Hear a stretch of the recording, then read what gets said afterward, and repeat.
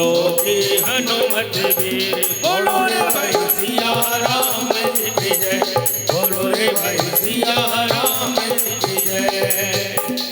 ब्रज 84 कोस में चार धाम निधि धाम, वृंदावन और मधुपुरी बरसानो नंदगांव। बोलो श्री बांके बिहारी की जय, बोलो श्री बांके बिहारी की जय। वृंदावन सोवन नहीं, नंदगांव सोवन, बंसी बट सोवट नहीं, राम कृष्ण तो नाम। बोलो श्री बांके बिहारी की जय, बोलो श्री बांके बिहारी की जय। राधे तू बड़ी भागनी कौन तपस्या की, तीन लोक तारन तरन सोते रो आदीन। बोलो रे भाई बांके बिहारी की जय, बोलो रे भाई बांके बिहारी की जय। एक घड़ी आधी घड़ी आधी में पुनिया, तुलसी संगत साध के हरे कोट अपराध। बोलो रे भाई सिया राम की जय, बोलो रे भाई सिया राम की जय। पवन तनह संकट हरण मंगल मूरत रो, राम लखन सीता सहित हृदय बसहि सर्वभूम। बोलो रे भाई सिया राम की जय, बोलो रे भाई सिया राम की जय। सुमन सुगंधि सुमन इत, सुमन सुगंधि सुजान, पुष्पांजलि अर्पण करो, नाथ करो स्वीकार। बोलो भाई सिया राम की जय, बोलो रे भाई सिया राम की जय, बोलो रे भाई सिया राम। राम जी की जय। तुम्हें भी माता चे पिता, तुम्हें तुम्हें बंधु च सखा, तुम्हें तुमेव विद्या द्रविणम, तुमेव तुमेव सर्वं मम देव देव। सब कुछ दीना आपने और भेंट करूं क्या नाथ। नमस्कार की भेंट है तो दोनों जोड़ूं हाथ। सर्वे भवन्त सुखनः सर्वे सन्तु निरामया, सर्वे भद्राणि पश्यन्तु मा कश्चित् दुःख भाग बोलो भवेत्। भागवत भगवान की जय हो, व्यास भगवान की जय हो, सूत जी महाराज की जय हो, सुखदेव जी महाराज की जय हो, परीक्षित जी महाराज की जय हो, उमापति भोलेनाथ की जय हो, पवन पुत्र हनुमान की जय हो, प्रीतराज सरकार की जय हो, राधा रमणी बिहारी लाल की जय हो, परशोत्तम सरकार की जय हो, सनातन धर्म की जय हो, बस्ती माता की जय हो, बस्ती माता की जय हो। जय जय श्री राधे श्याम। सब भक्तगण विराजे अपने अपने स्थान पर बैठे। स्वस्ति श्री गणेशाय नमः। स्वस्ति श्री गणेशाय नमः। गजाननं भूतगणादिसेवितं कपेति जम्बूफलचारुभक्षिणम् उमासुतं शोकविनाशकारकं नमामि विघ्नेश्वरपादिपङ्कजम्। वासुदेवसुतं देवकंसचाणूरमर्दनं देवकी परमानन्दं कृष्णं वन्दे जगद्गुरु। कृष्णं वन्दे जगद्गुरु। गुरुर्ब्रह्मा गुरुर्विष्णु गुरुर्देवो महेश्वरा। गुरुर्साक्षात् परं ब्रह्म तस्मै श्री गुरुवे नमः। वंशे विभूषितकरा नवनीरिदाभाग पीताम्बरुणबिम्फलधरुष्टात् पूर्णेन्दु सुन्दरमुखादरविन्द्रनेत्रात् कृष्णात्मकं तत्त्वम् अहं न जाने। सच्चिदानन्दरूपाय विश्व उत्पत्त्यादि हेतवे तापत्रय विनाशाय श्रीकृष्णाय वयं नमः।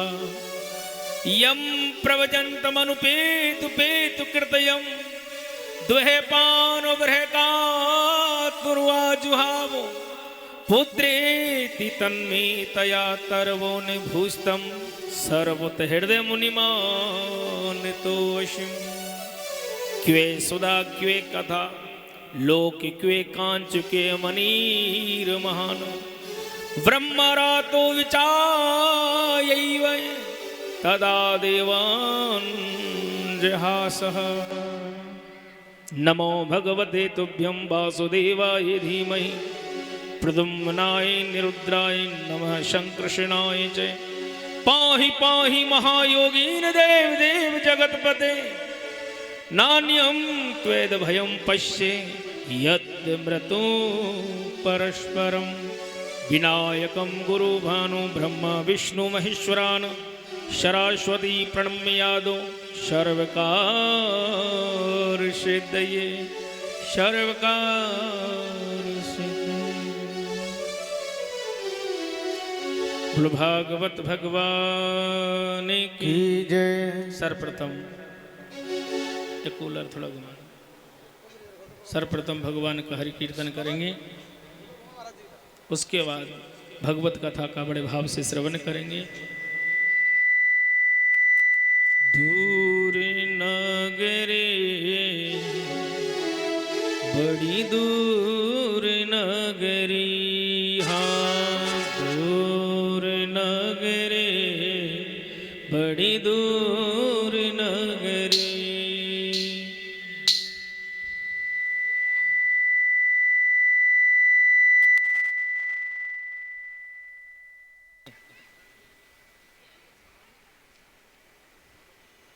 राधे राधे। श्री राधे श्याम। हेलो हेलो बंद कर लो,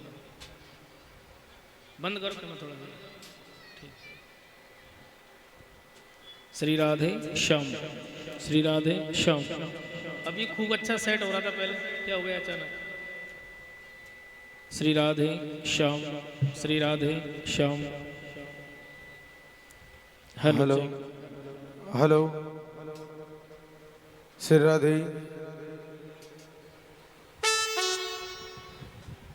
श्री राधे श्याम। सादा बोल रहा भैया, इको दो थोड़ा सा। श्री राधे, रिपीट बढ़ाओ। श्री राधे, श्री राधे। हेलो श्री राधे श्याम। रूखा हो गया, रूखा। श्री राधे, श्री श्याम, श्री राधे। रिपीट दो हल्की से। श्री राधे, ज्यादा हो। श्री राधे श्याम, श्री राधे श्याम। माइक चेक कर। श्री राधे श्याम, श्री राधे। ई को डाउन करो। श्री राधे, श्री राधे श्याम, श्री राधे।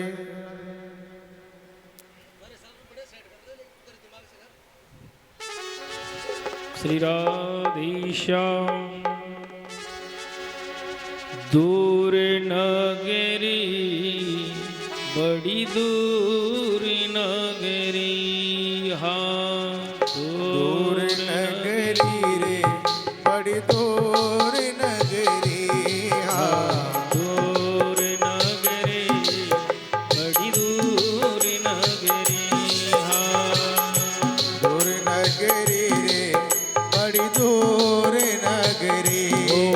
कैसे आऊं रे कन्हैया, कैसे आऊं रे सांवरिया, तेरी गोकुल नगरी, तेरी गोकुल नगरी। ये हो दूर नगरी रे, बड़ी दूर नगरी, दूर नगरी रे, बड़ी दूर नगरी।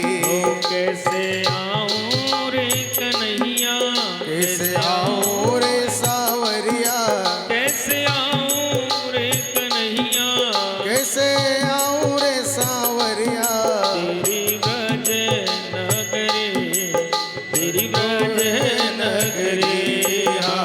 दूर नगरी, बड़ी दूर नगरी। जय हो।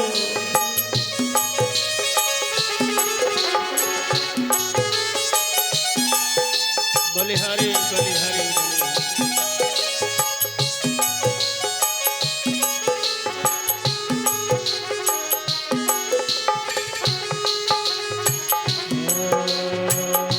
इत मथुरा ओत गोकुल नगरी, इत मथुरा उति गोकुल नगरी, इत मथुरा उति गोकुल नगरी।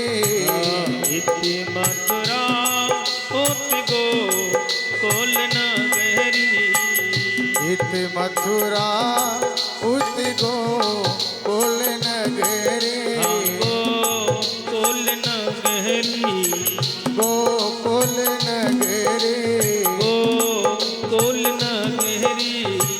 गोकुल नगरी।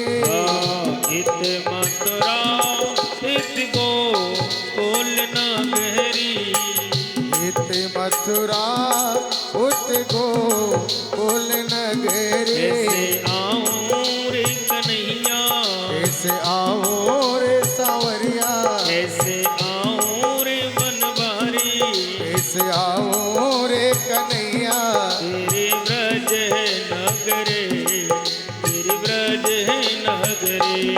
रहो दूर नगरी रे, बड़ी दूर नगरी, दूर नगरी रे, बड़ी दूर नगरी।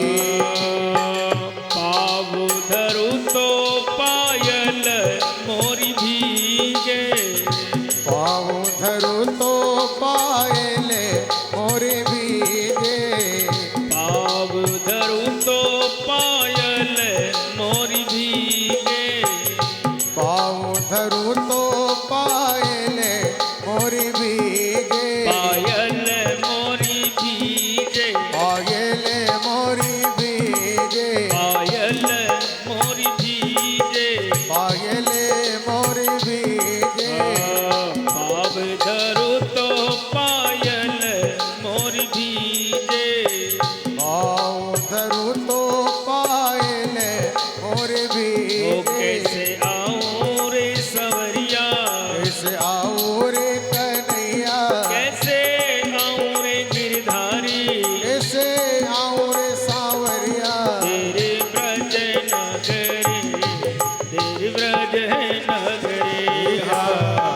दूर नगरी रे, बड़ी दूर नगरी, दूर नगरी रे, बड़ी दूर नगरी। ओ कैसे आऊं रे कन्हैया, कैसे आऊं रे सांवरिया, कैसे आऊं रे कन्हैया, कैसे आऊं रे सांवरिया, तेरे ब्रज नगरी, बड़ी दूर नगरी, दूर नगरी रे, बड़ी दूर नगरी, दूर नगरी, बड़ी दूर नगरी, बड़ी दूर नगरी, बड़ी दूर नगरी।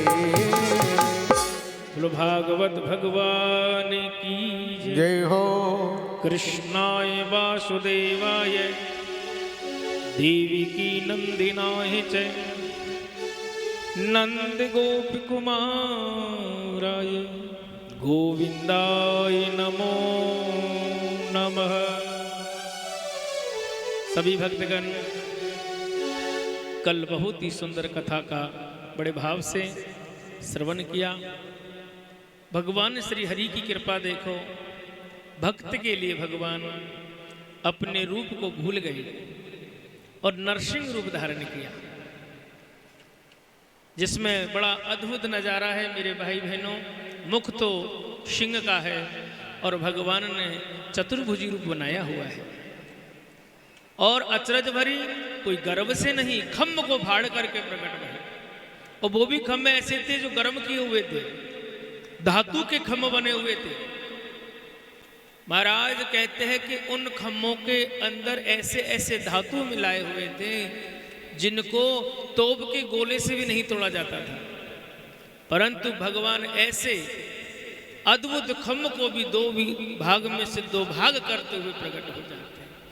ऐसे उदारवान है मेरे त्रिलोकी के नाथ, जो अपने भक्त के लिए अपने आप को भूल करके जगत का कल्याण करते हुए भगवान नरसिंह रूप धारण करते हैं। तो आपने बहुत ही अच्छी और आनंद में कथा का श्रवण किया। अब महाराज भक्त वत्सल महाराज प्रहलाद भगवान के चरणों के अनन्य भक्त हुए। भक्त प्रहलाद अनुरागी है, भक्त वत्सल है, और महाराज जिसके रोम रोम में भगवान त्रिलोकी के नाथ बसे हुए हैं।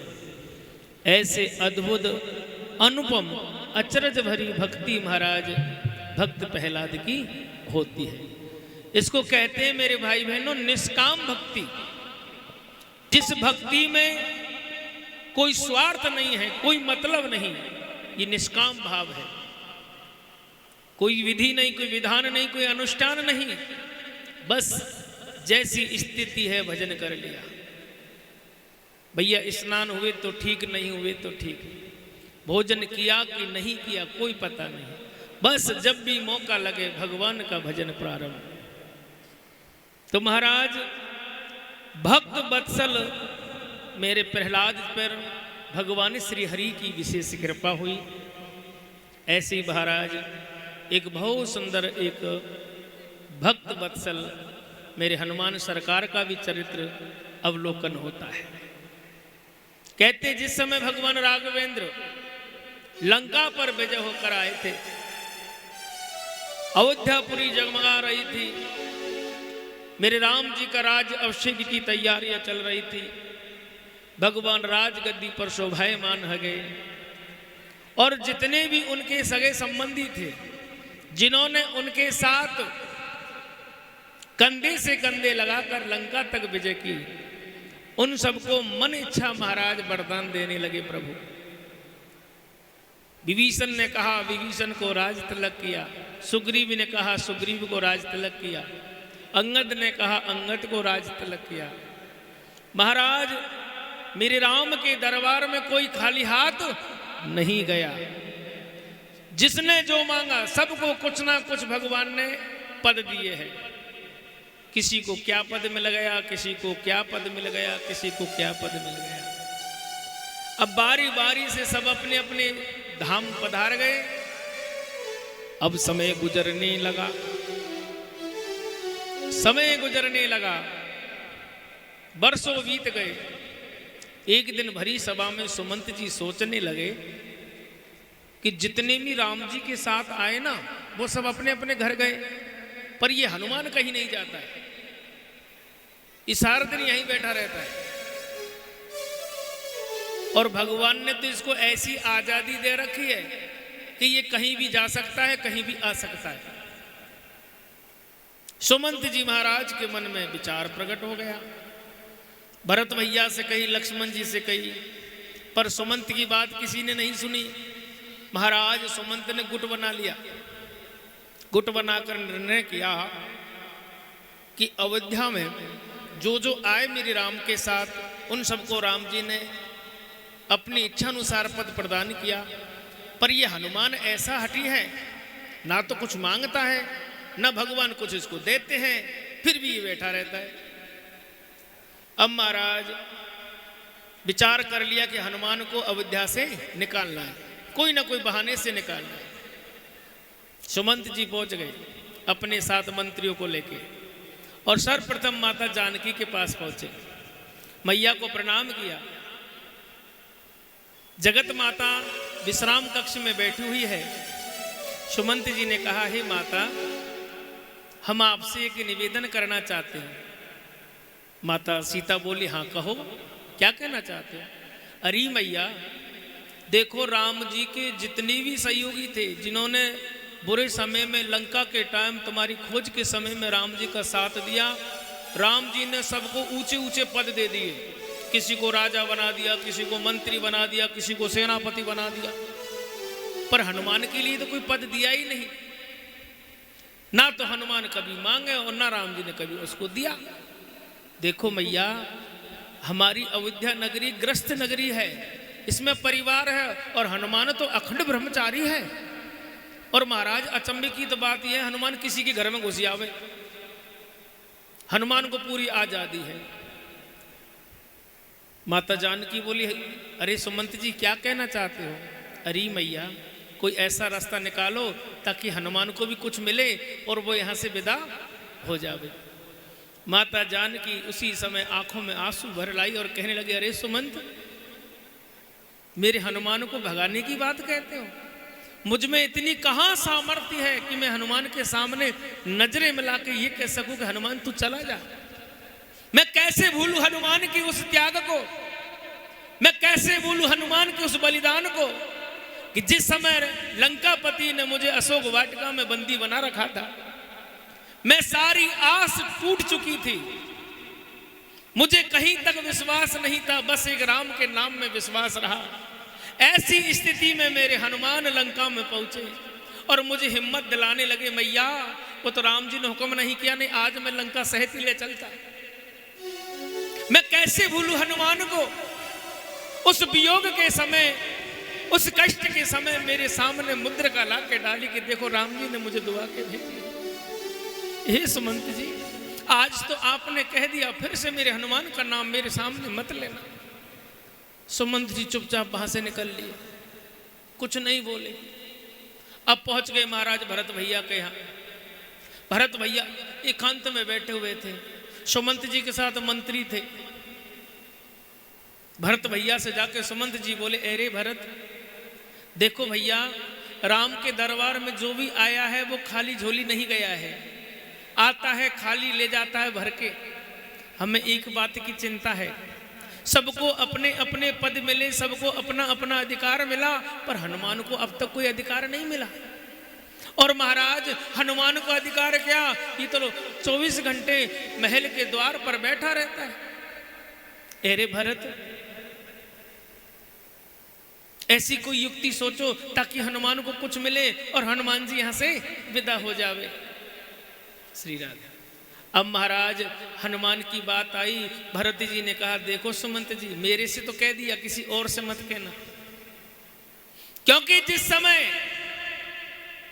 भगवान 14 वर्ष के वनवास भोग रहे थे, मैंने कह दिया अगर आज भगवान नहीं लौटे, आज 14 वर्ष पूरे हो रहे हैं, संध्या होते होते नहीं लौटे तो मैं अपने आप को चिता पर रखकर जला दूंगा।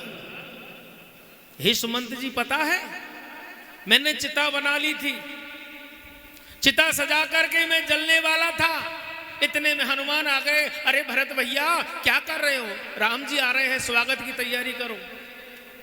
मैं कैसे उस दिन को भूलूं? अगर बाद दिन हनुमान एक पल के लिए विलंब हो जाता तो शायद आज ये भरत सामने नहीं होता।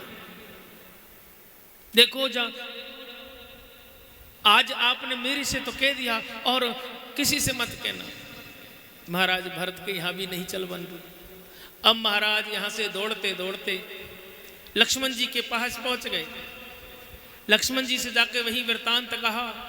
लक्ष्मण जी ने कहा, अरे सुमंत जी, आप हनुमान की बातें कर रहे हैं, उस हनुमान की जिसने मुझे मेरे प्राण लौटाए, उस हनुमान की राम जी स्वयं आस तोड़ चुके थे कि शायद मैं आंख नहीं खोलूंगा, पर हनुमान ने कहा, चिंता ना करो प्रभु, ये दास तुम्हारा है, मैं लक्ष्मण जी का बाल विवाह का नहीं होने दूंगा।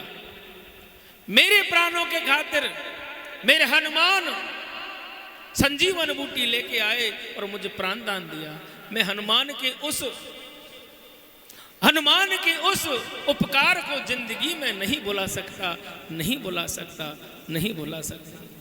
सुमंत जी बोले यहाँ भी गणित खराब हो गई।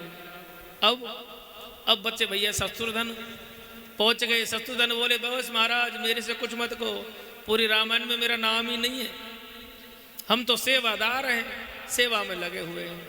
सुमंत जी बोले अब तो राम जी ही इसका न्याय करे। भाई न्याय करता मेरे श्री राम है। अब महाराज राम जी के कक्ष में पहुंच गए सुमंत जी, साथ में मंत्री विराजे हैं।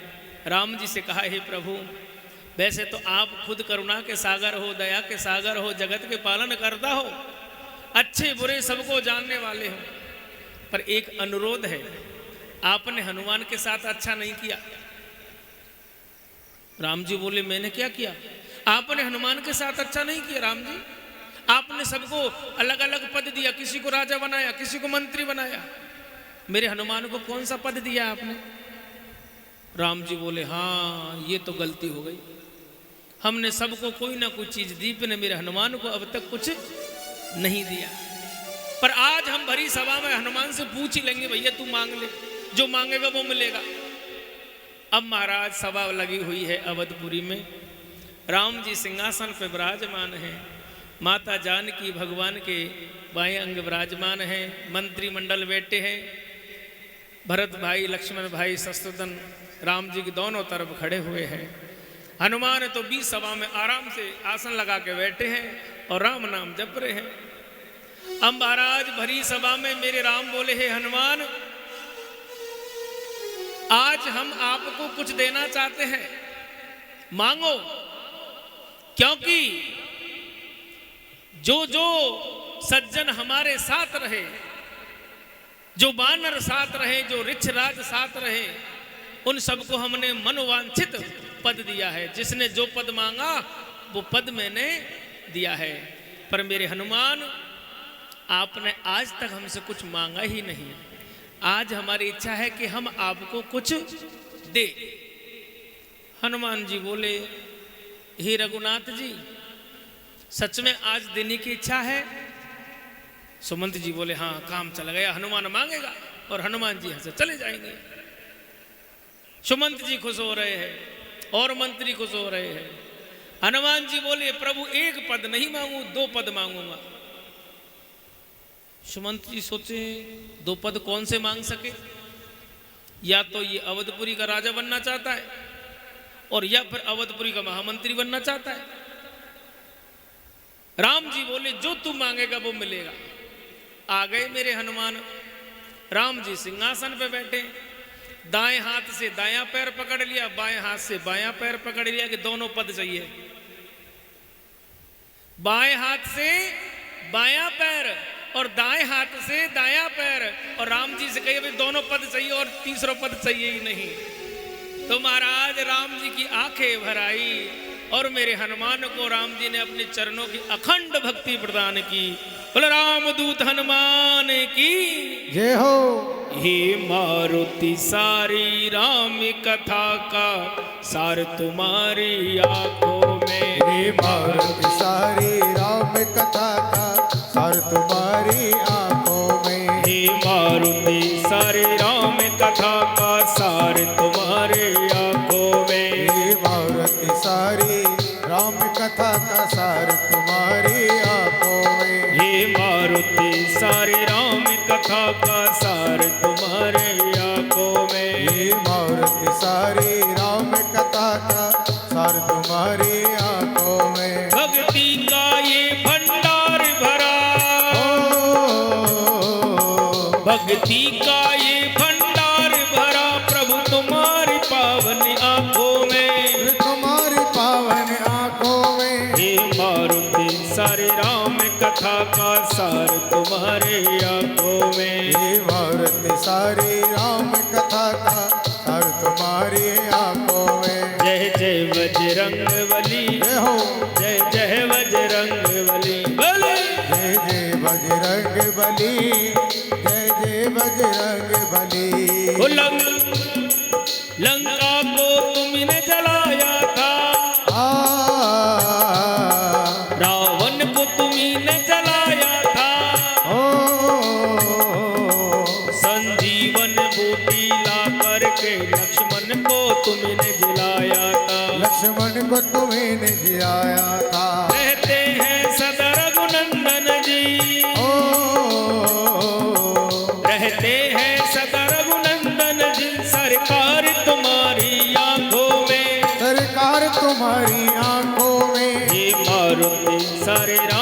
कथा का सार तुम्हारी आंखों में। हे मूर्ति सारी राम कथा का सार तुम्हारी आंखों में। जय जय बजरंग बली, जय हो, जय जय बजरंग बली। जय जय बजरंग बली, जय जय बजरंग बली। तुम सच्चे संकट मोचन हो, शंकर की तरह त्रिलोचन हो। ओ जिस पर हो तुम्हारी कृपा, उसे कभी कष्ट न हो, कभी दुखी न हो। कभी कष्ट न हो, कभी दुख न हो। चिंता को जो ये काट रखे, चिंता को ये है काट रखे। तलवार तुम्हारी आंखों में, तलवार तुम्हारी आंखों में। हे मारुति सारी राम कथा का सार तुम्हारी आंखों में। हे मारुति सारी राम कथा का सार तुम्हारी आंखों में। हे मारुति सारी राम कथा का सार तुम्हारी आंखों में। हे मारुति सारी राम कथा का सार तुम्हारी आंखों में। रामदूत हनुमान की जय। जय हो। आज मेरे हनुमान ने मेरे राम जी के दोनों चरण पाद सेवा मांग ली है और दोनों ही पदों पर मेरे हनुमान शोभायमान है। अब ये तो हो गई भैया निष्काम भक्ति। अब हम भागवत कथा के श्रवण के लिए चलते हैं। सुखदेव भगवान ने राजा परीक्षित जी कहा, हे राजन, चतुर्थ उत्तम भ्राता, चतुर्थ उत्तम भ्राता मनु नामना च तामसः। अर्थात श्वेत वाराह कल्प में, श्वेत वाराह कल्प में 6 मनु बीत चुके थे, जिसमें चौथे मनु हुए तामस। महाराज उस समय की एक बड़ी रोचक लीला है भगवान की। वादरायणम सन एतत्ते श्री तुम मही परे। हे राजन, उस समय काल में क्षीर सागर के मध्य में एक बहुत ही सुंदर पर्वत था। उस पर्वत का नाम था त्रिकूट। महाराज, वह त्रिकूट पर्वत बहुत ही विशाल था। कहते हैं 10,000 योजन में होके फैला हुआ था। राजा परीक्षित ने कहा, हे गुरुदेव, इस पर्वत को त्रिकूट पर्वत क्यों कहते हैं? तो भगवान सुखदेव जी महाराज कहने लगे, आसीद गिरी विरहो राज त्रिकूट इति विश्वरत है। हे राजा परीक्षित, उस पर्वत राज के 3 चोटियां थी, 3 शिखर थे, एक स्वर्ण का, एक चांदी का और एक लोहे का। 3 धातु की चोटी होने के कारण उस पर्वत को त्रिकूट पर्वत कहा जाता था। महाराज, वही पर्वत है जिस पर लंकापति रावण की सुंदर नगरी लंका थी। इसी त्रिकूट पर्वत पर रावण की लंका का वर्णन बताया जाता है। अब महाराज, उस त्रिकूट पर्वत का जब वर्णन किया तो कहते हैं कि त्रिकूट पर्वत के मध्य में एक बहुत बड़ा सरोवर था। उस सरोवर के अंदर पीले रंग के कमल के फूल खिला करते थे और महाराज, गंधर्व, किन्नर, नाग, अप्सरा आदि अपने कुटुंब और परिवार के साथ उस पर्वत पर बनी गुफाओं में रहा करते थे। अब महाराज, समय का चक्र देखो, धीरे धीरे समय गुजरता है। जिस सरोवर की चर्चा हो रही है, उस सरोवर के अंदर एक ग्रह निवास करते हैं। वह ग्रह बहुत विशाल था, बहुत ही ताकतवर था। पर महाराज, आज ये कथा गज और ग्रह की ओर चलती है तो कहते हैं कि इधर सरोवर में तो ग्रह निवास करते हैं और त्रिकूट पर्वत के मध्य में घने जंगलों में महाराज गजराज अपने परिवार अपने कुटुंब के साथ निवास करते हैं। धीरे धीरे समय गुजरा। कहते हैं कि ज्येष्ठ का महीना था, गर्मी पड़ रही थी। तपती हुई धूप में गजराज प्यास से व्याकुल जंगल में इधर उधर भटक रहा था। साथ में उनके बच्चे भी चल रहे थे, पत्नी भी चल रही थी। काफी मेहनत करे, काफी दूर तक चलते रहे, पर कहीं भी पानी की एक बूंद नजर नहीं आई। ऊपर से ये तपती हुई धूप जो शरीर को तपाते हुए गजराज के मस्तिष्क से मद बहता हुआ नजर आया। उस मद को देखकर गजराज मन चंचल होने लगा और महाराज उस पर्वत पर उत्पात मचाने लगा, वृक्षों को रौंदने लगा, बड़े बड़े वृक्षों को इस तरह से उखाड़ उखाड़ के फेंकने लगा जैसे कि बरसात के समय छत्ता नूपा एक फल प्रकट होता है, जगह जगह डोरियों में नजर आता है, बच्चे उस छत्ते को उखाड़ कर फेंक देते हैं। इस प्रकार आज बच्चे की भांति महाराज गजराज वृक्षों के साथ खेल रहे हैं। अब महाराज जितनी मेहनत करे उतने पसीने ज्यादा आवे, ऐसा ही मद ज्यादा बहने लगा। अब तो महाराज गजराज और अधिक चंचल हो गया। बच्चे समझाने लगे, अरे पिताजी क्या हो गया आज तुम्हें, आप रोकने पे भी नहीं रुक रहे हो।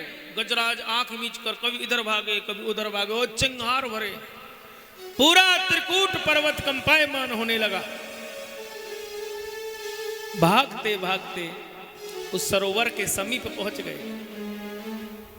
जैसे ही सरोवर को देखा, देखते ही उस निर्मल स्वच्छ जल को गजराज की आधी सी प्यास बुझ गई।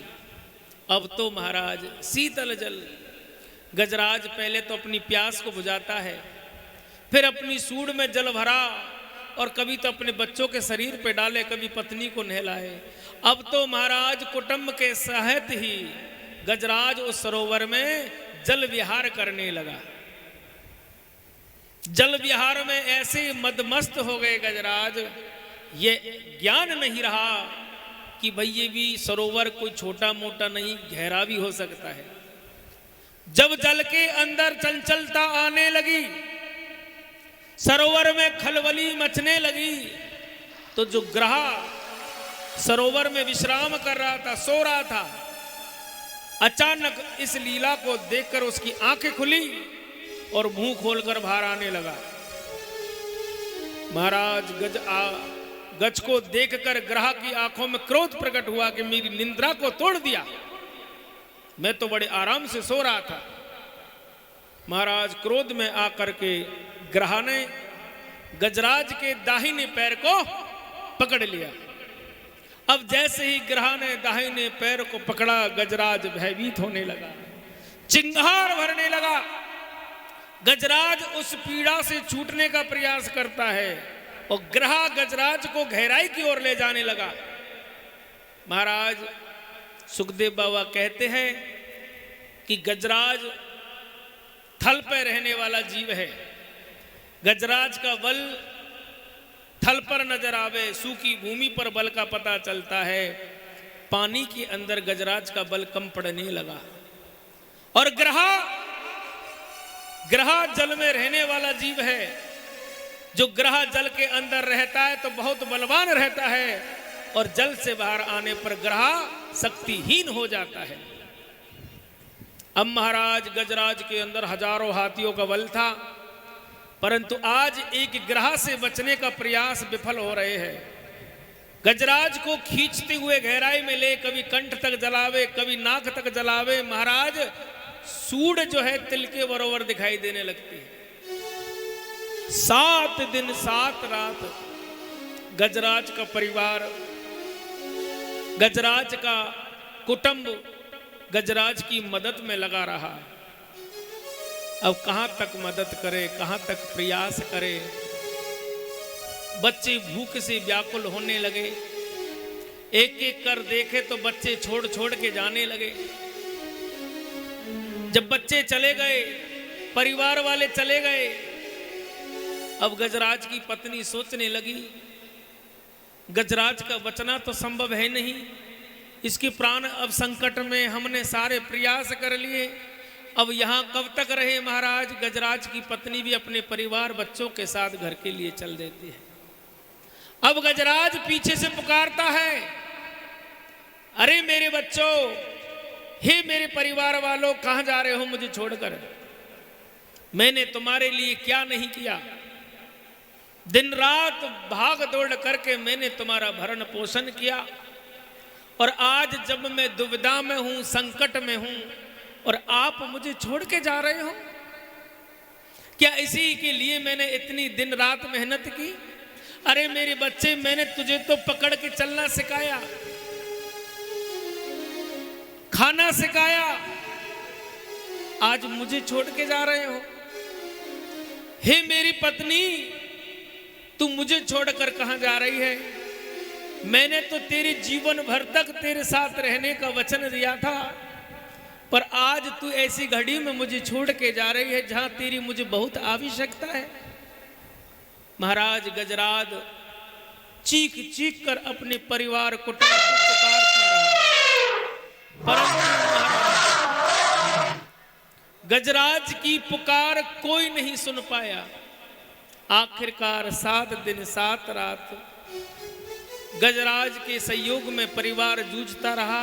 अब गजराज अकेले रह गए। अब तो महाराज सब कुछ भूलने लगे। एवं व्यसितो विद्या समाधान मनो हदि।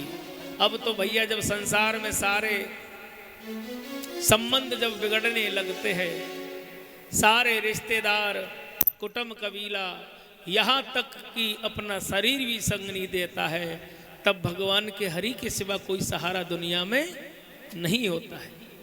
संसार ने त्यागा पर भगवान ने जिसको थामा उसी को भक्त कहा जाता है। आज गजराज ने सब कुछ बुलाया और भगवान त्रिलोकीनाथ से कहा, हे नाथ, मैंने सब कुछ करके देख लिया, पर मुझे आज महसूस हुआ है कि ये सारा संसार एक माया का खेल है। ये सारा संसार एक खिलौना की भांति है। ये सारा संसार एक मिट्टी के बर्तन की भांति है। ये सारा संसार एक पहने हुए कपड़े की भांति है जो कभी भी निकाल कर फेंक दिया जाता है। आज वो समय है कि आज मेरा कोई साथ खड़ा नहीं है। अब तो है नाथ, जो गलती हुई उसकी मैं क्षमा मांगता हूं, पर मुझे आप अपनी शरण में ले लो प्रभु, अपनी शरण में ले लो।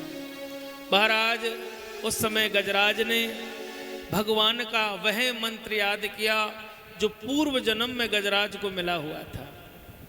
ओम नमो भगवते तस्मै एत एत चित्तात्मकम पुरुषायादि बीजाय परेशया विधीमहि। हे मेरे जगत नारायण, हे जगत के पालन करता, हे करुणा निधान, हे जनार्दन, हे केशव, हे माधव, अब मैं तेरी शरण हूं प्यारे। तू ही मेरी नैया को पार लगा सकता है, तू ही मेरी नैया को पार लगा सकता है। अपनी सूंड में एक कमल का फूल ले लिया। 3 पैरों से गजराज खड़े हैं, आंखों से अश्रुधारा बहती रही। महाराज साल नहीं, महीना नहीं, बरसों बीतने लगे। भगवान व्यास जी ने तो भागवत में ये लिखा है कि 1000 वर्ष तक 1000 वर्ष तक गजराज 3 पैरों पे खड़ा रहा। कभी सूंड तिल के समान दिखे, कभी गर्दन बाहर आने लगती है, फिर डूब जावे, फिर बाहर आ जावे, फिर डूब जावे, फिर बाहर आ जावे। अब तो गजराज का एक ही अनुरोध है, हो बाके बिहारी ही मुझको देना सहारा, बाके बिहारी मुझको देना सहारा। कहीं छूट जाए ना दामन तुम्हारा।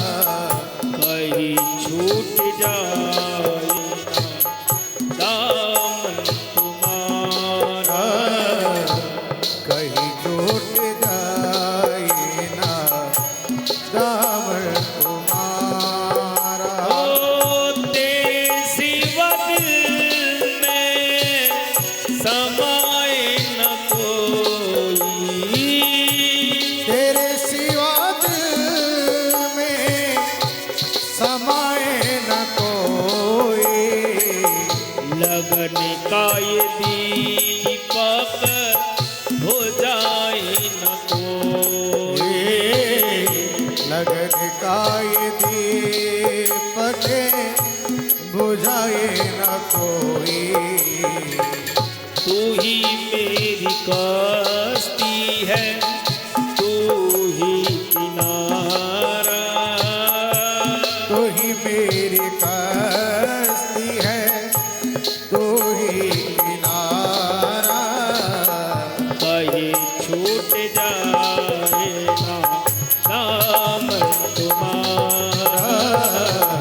कहीं छूट जाए ना दामन तुम्हारा। बांके बिहारी मुझको देना सहारा। बांके बिहारी मुझको देना सहारा। कहीं छूट जाए ना दामन तुम्हारा।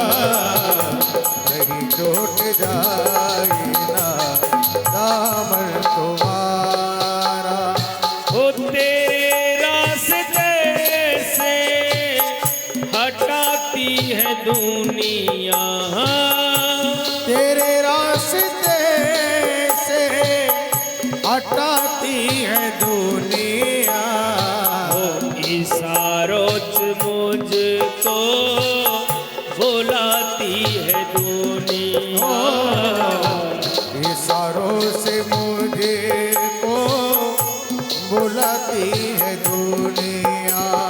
हो देखो न हरगिज में दुनिया का इशारा। देखो ना हरगिज़ में इस दुनिया का इशारा। कहीं छूट जाए ना दामन तुम्हारा। कहीं छूट जाए ना दामन तुम्हारा। ओ बांके बिहारी मुझको देना सहारा। बांके बिहारी मुझको देना सहारा। कहीं छूट जाए ना दामन तुम्हारा। कहीं छूट जाए ना दामन तुम्हारा। बांके बिहारी मुझको देना सहारा। जय हो बांके बिहारी मुझको देना सहारा। अरे छूट जाए ना दामन तुम्हारा। कहीं छूट जाए ना दामन तुम्हारा। ओम नमो भगवते तस्मे एत एत चित्तात्मकम पुरुषायादि बीजाए परेशायादि धीमहि। महाराज 1000 वर्ष है गए, गजराज भगवान से प्रार्थना करते रहे। इतने में भगवान त्रिलोकीनाथ अपने गरुड़ पर आरूढ़ होकर के महाराज बैकुंठ से चल देते हैं। अब मेरे प्रभु ने सोचा कि आज तो मेरे गरुड़ जी बड़े धीरे चल रहे हैं।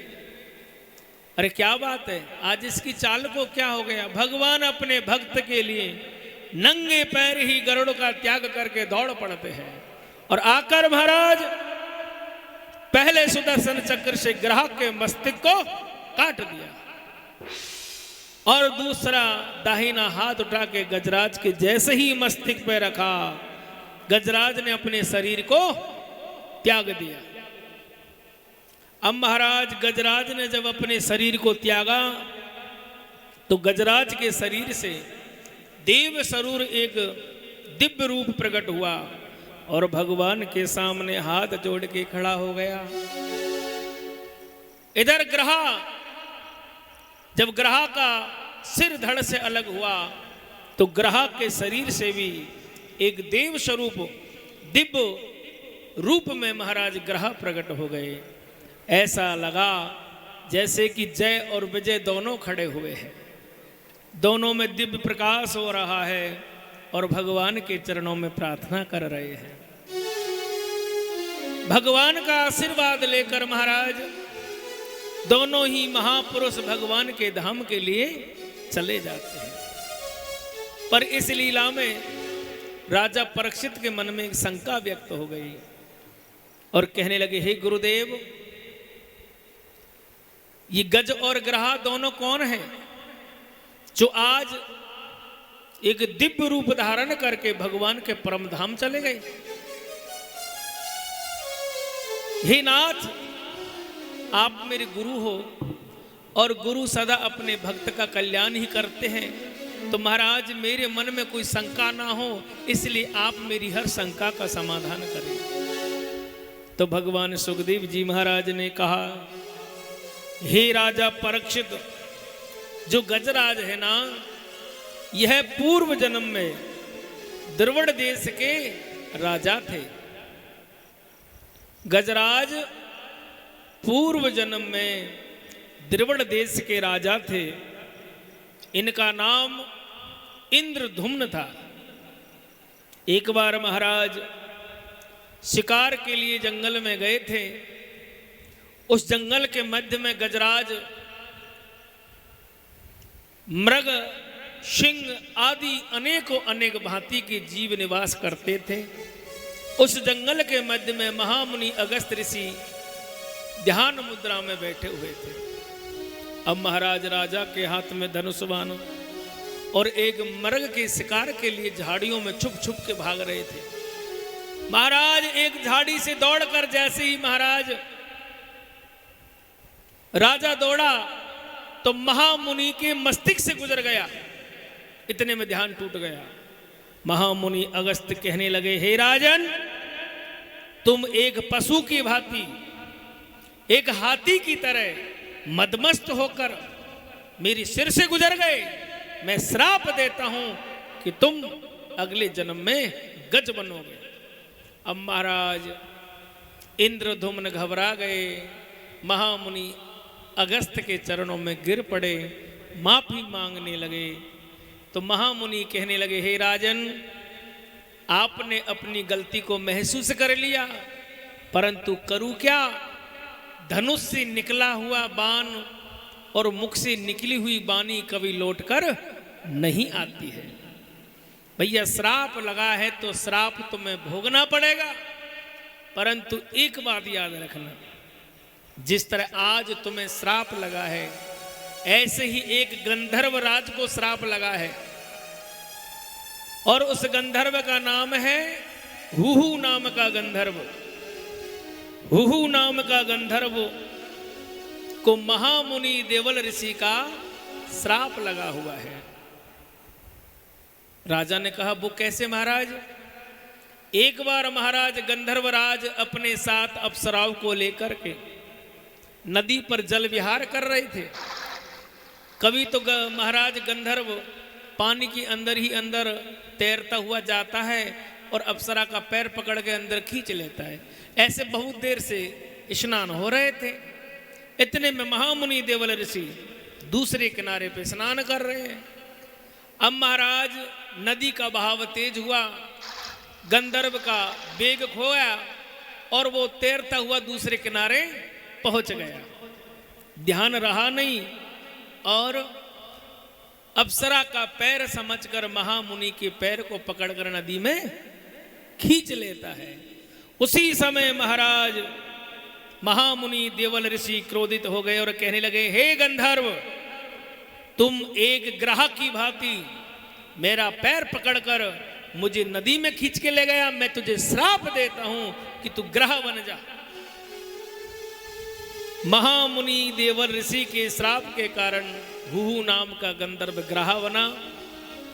इसलिए हे राजन, अब तुम यहां से त्रिकूट पर्वत चले जाओ। तुम्हारा वहां अगला जन्म हाथी के रूप में होगा और संसार में गजराज के नाम से जाने जाओगे। वह गंधर्व उस त्रिकूट पर्वत पे जो सरोवर बना है उसके अंदर ग्रह के रूप में जन्म लेगा। जिस दिन वो समय वो घड़ी सुनिश्चित होगी, आप दोनों में टकराव होगा गजराज की प्रार्थना करने पर त्रिलोकीनाथ स्वयं आएंगे और ग्रह के मस्तिष्क को काट के ग्रह को मुक्ति दें और आप पर कृपा होगी। इतना कह के महाराज महामुनि अगस्त ऋषि वहां से अंतर्ध्यान हो जाते हैं। सुखदेव बाबा ने कही, हे राजन, इस तरह से महाराज गज और ग्रह दोनों भगवान की श्री हाथों मोक्ष को पाते हैं। अरे श्रीमन नारायण नारायण नारायण, श्रीमन नारायण नारायण नारायण, ओ लक्ष्मी नारायण नारायण नारायण, ओ लक्ष्मी नारायण नारायण नारायण, ओ जय जय नारायण नारायण नारायण, ओ श्रीमन नारायण नारायण नारायण, भजमन नारायण नारायण नारायण, भजोरी ग्राह लड़े जल भीतरे, गजी और ग्राह लड़े जल भीतर, ओ गजोरी ग्राह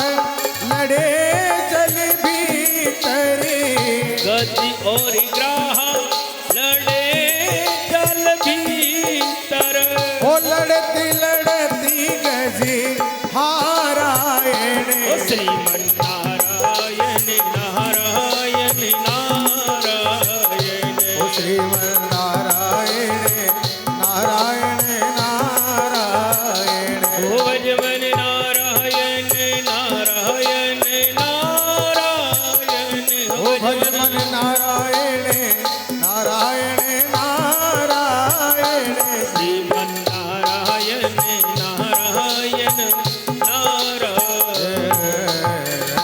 बोलो भक्त वत्सल भगवान की जय। इतनी सुंदर कथा सुनाने के बाद भगवान श्री सुखदेव जी महाराज राजा परीक्षित को समुद्र की मंथन की कथा सुनाने लगे। यथा भगवतान ब्रह्मा मथीतः मथीत क्षीर सागर, यथार्थवा एतस्य चाद्रिः ददाराम्बुचरात्मनः। हे राजा परीक्षित, अब हम आपको समुद्र की मंथन की कथा सुनाते हैं कि किस कारण से समुद्र का मंथन हुआ, ऐसी कौन सी घड़ी आई, ऐसा कौन सा कारण पड़ा जो देवता असुर मिलकर के समुद्र का मंथन का विचार किया। अब महाराज सुखदेव बाबा कहने लगे, हे राजन, एक बार क्या होता है, एक बार महर्षि दुर्वासा जी इंद्रदेव को खुश होकर के अपने गले के हार को पहना देते हैं। अब इंद्र उस समय महाराज ऐरावत पर विराजमान थे और ऐरावत पर बैठकर आकाश मार्ग से जा रहे हैं। जब महाराज दुर्वासा ऋषि रास्ते में स्वागत करते हैं इंद्र का और गले से माला निकाल कर महाराज इंद्र को पहनाते हैं, तो इंद्र ने उस माला को सम्मानजनक गले में पहना, पर थोड़ी दूर जाते ही इंद्रदेव ने माला को गले से निकाला और गजराज को पहना देते हैं। अब महाराज गजराज तो गजराज है, चाहे वो हाथी है पर है तो पशु। अब महाराज उस माला को गजराज ने अपनी सूंड में पकड़ा और तोड़ दिया। महामुनि दुर्वासा ऋषि दूर से इस नजारे को देख रहे हैं। दुर्वासा ऋषि सोचने लगे, अरे मेरे आदर, मेरे सत्कार और मेरे प्यार का ये नतीजा। हे इंद्र, मैं तुम्हारे इस दुष्कृत्य के कारण मैं तुझे श्राप देता हूं, तू शक्तिहीन हो जाएगा, तेरी लक्ष्मी सब कुछ नष्ट हो जाएगी, तू दर दर भटकता रहेगा। अब महाराज दुर्वासा ऋषि क्रोध में आकर के जल लेकर के श्राप दे देते हैं। इंद्र इस बात को नहीं समझ पाए। इंद्र अपने राजमहल पहुंच गए और राजमहल जाकर के महाराज वहीं महारानी सची के साथ विराजमान हैं। इस घटना की खबर गुरु बृहस्पति देव जी को चल गई थी, परंतु महाराज जब देवताओं के गुरु कोई विचार करे तब तक तो मामला उल्टा हो गया। महाराज शुक्राचार्य जी दौड़े दौड़े राजा बलि के पास पहुंचे। हे राजन, सावधान हो जाओ, देवताओं को श्राप लगा है, वो शक्तिहीन हो गए, ऐसा दोबारा अवसर राक्षसों को नहीं मिलेगा। राजा बलि उसी समय अपनी सारी सेना लेकर के इंद्र की ओर दौड़ता है। महाराज देवता और असुरों के बीच में महासंग्राम होने लगा। देखते देखते राजा बलि के प्रहार से देवता मूर्छित होने लगे। इंद्र के हाथों से वज्र टूट के गिरने लगा।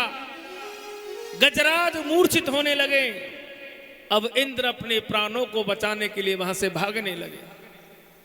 अब तो महाराज चारों तरफ जीत का शंखनाद हो रहा है, राजा बलि की जय जयकार हो रही है और महाराज राजा बलि इंद्रासन पर विराजमान हो जाते हैं। अब देवताओं की बड़ी बुरी हार हुई। देवता सब अपना मुंह छुपाए हुए पर्वतों की कंदराओं में छुप छुप कर बैठे हुए हैं। एक दिन सभी देवता मिलकर के विचार करने लगे, क्या किया जाए, कितना समय हो गया इन पर्वतों की कंदराओं में डूबते डूबते। अरे कोई तो विचार करो, इस राजा बलि से कैसे जीता जाए। अब महाराज देवताओं ने तो विचार किया, गुरु बृहस्पति देव जी को याद किया। गुरुदेव प्रकट भये। गुरुदेव कहने लगे, हे देवराज इंद्र, आप इंद्रासन के मद में ऐसे हो गए थे कि महाराज दुर्वासा ऋषि की महिमा को भूल गए। महाराज दुर्वासा ऋषि कोई साधारण साधु संत नहीं है, वो साक्षात त्रिलोकी के नाथ महारुद्र अवतार भगवान भोलेनाथ के अंश अवतार है, जिनको दुर्वासा ऋषि के नाम से जाना जाता है, जिनके क्रोध अग्नि के मारे ब्रह्मा भी कांपता है। हे देवराज इंद्र, तुम्हारे उसी कारण से, उसी अहंकार की वजह से आज तुम अपना मुंह छुपा कर इस पर्वतों की कंदराओं में बैठे हुए हो। देवराज गुरु बृहस्पति देव जी से क्षमा याचना मांगने लगे। हे गुरुदेव, कोई रास्ता ढूंढो, कोई रास्ता ढूंढो। गुरु बृहस्पति देव जी बोले, भाई मेरे पास तो कोई रास्ता नहीं है, चलो ब्रह्मा जी के पास चलते हैं। सब देवताओं को लेकर के गुरु बृहस्पति देव जी ब्रह्मा जी के द्वार आए। ब्रह्मा जी आकर दर्शन देने लगे और सभी देवताओं से बोले, भैया एक रास्ता रहा है। वो रास्ता क्या है? पहले तो राजा बलि से मित्रता हो, क्योंकि दुश्मन को जीतने के लिए दुश्मन से मित्रता करनी होती है। दुश्मन को क्रोध से नहीं जीता सकता, दुश्मन को बल से नहीं जीता जा सकता, पर प्रेम से जो जीता जाता है वो किसी और चीज से जीता नहीं जाता। महाराज इंद्र ने कहा, ठीक है प्रभु। फिर मौका देखकर राजा बलि से कहना कि समुद्र का मंथन किया जाए और जो मंथन करने पर जो अमृत मिलेगा उसको राजा बलि को पिला दिया जाए। तो राजा बलि उस अमृत के लोभ में आकर तुम्हारा साथ देगा और समुद्र का मंथन होगा, उसमें से जो अमृत निकले उसको देवता पीना और फिर राजा बलि से तुम्हारी विजय होगी।